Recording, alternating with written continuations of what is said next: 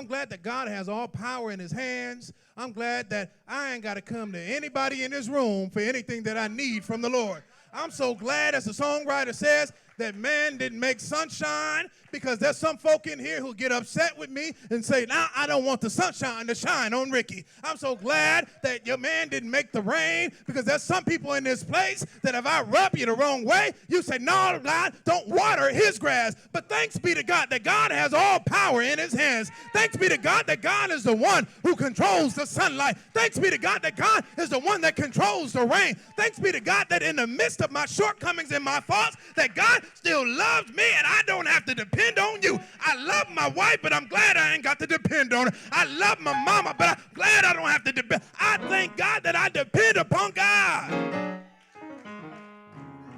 You ought to be glad that you depend upon God.